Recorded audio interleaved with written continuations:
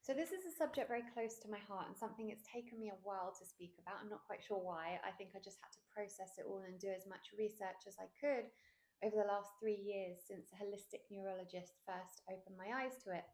And that is the subject of breast implant toxicity and breast implant illness. So the backstory is that when I was 18, I was on a chemo-based drug for the arthritis and it deformed my breasts. And as a result, I had corrective surgery on the NHS, and that involved breast implants. Now, I was 24 at the time, and I'd gone through 6 years of my late teens and early 20s with hugely asymmetrical breasts, not being able to buy bras or wear bikinis properly, always stuffing one bra with socks or just any other way to make myself look relatively normal. So when the surgery was offered to me, of course, I thought that this was the best thing ever, and why wouldn't I? But here's the thing, the risks I was told about with this surgery were no different to the risks you'd get told about with most surgeries, with just a few minor extras. So I was told about risk of rupture of the implant, risk of infection, etc. I was never told about the long-term potential health risks. And I remember asking at the time, will this affect future babies if I breastfeed, or can they leak and cause toxicity? Because I was already on my journey with holistic health. So I at least knew to ask this. And I was told no. Now, this was 15 years ago, and that's what I wanted to hear. And I went ahead. Now, I did manage to obviously get myself into remission from the arthritis a few years later, but I've since learned that the toxicity from the implants could well have been a contributing factor to making this as hard as it was. My breastfeeding journey with both of my children was horrendously traumatic. Another thing the surgeon hadn't told me was that they'd reduced breast tissue in one of the breasts. I just was never told. So I had damaged breast tissue and damaged milk ducts. So there I was trying to my best to feed my babies, and no one had told me that it was near on impossible. And I carried on because I wanted to do whatever I could to protect their guts, their microbiome, as my objective was to reduce their chances of autoimmunity. But it was one of the most traumatic times of my life. Now, when I presented with trigeminal neuralgia in early 2020, I was still breastfeeding my 18-month-old and waiting until she finished to have the implants removed, as I had, of course, been deep into the work of holistic healing for a long time by then, and I knew I wanted them out. But I didn't feel like a sense of urgency. So I went to see a holistic neurologist, and she asked me about anything foreign in my body. And when I mentioned breast implants, she literally gasped with horror, almost shouting at me that of course my body couldn't heal because it was full of toxins, probably slowly leaking and leaching toxins into my body.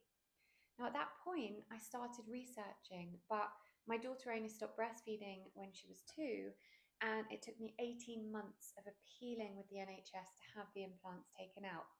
Even though they put them in and had advised having them changed every 10 to 15 years, they were refusing to do the surgery.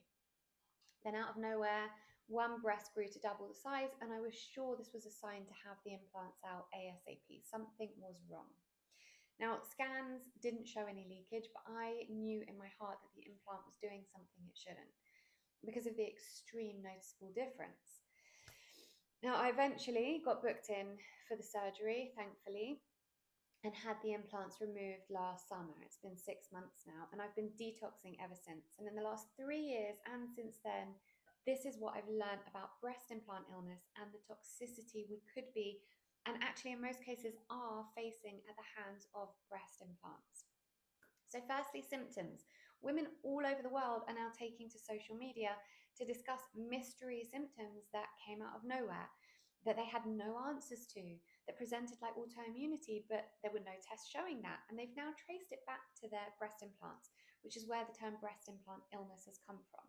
So is it real? Yes. And here are just a small handful of the symptoms associated with BII. Chronic fatigue, joint and muscle pain, fibromyalgia, brain fog, hair loss, insomnia, symptoms of thyroid dysfunction, anxiety, skin rashes, depression, dry eyes, GI issues or gastrointestinal issues, persistent viral infections, headaches, ear ringing.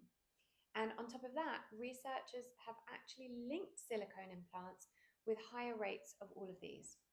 Sjogren's syndrome, which is dry eyes and dry mouth, scleroderma, rheumatoid arthritis, stillbirth, melanoma, amenorrhea, shortness of breath, nodules on the thyroid, swollen lymph nodes, debilitating fatigue, neurological symptoms such as brain fog, memory problems, symptoms of hormonal imbalance, multiple food intolerances, severe IBS, relentless body pain, even after small amounts of activity. And on top of that, squamous cell carcinoma, a type of lymphoma, has now been linked to the capsules around the implants. A study was actually published in JAMA in 2021 that showed that virtually all silicone breast implants cause toxicity. And cases of breast implant related cancer are more than double what the FDA are reporting or even aware of. So, what we're being told about potential risk of infection after surgery is the least of our worries, because no woman I've spoken to through this was ever told about any of the above. So, is that informed choice? So, now let's have a look at the ingredients and materials used to make breast implants. And these are just a few of them. So, talc, we know the risks associated with commercial talc because of the traces of asbestos.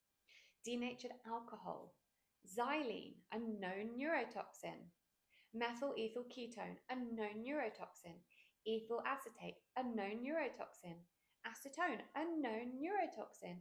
I mean, you know, when you take off nail varnish with it, you fully know just by breathing it in how toxic it is, and that's inside your body. Ethyl oxide, a known carcinogen. Benzene, a known neurotoxin and carcinogen found to cause cancer in sunscreen. Formaldehyde, banned from shampoo for being too toxic, but let's put it inside our bodies.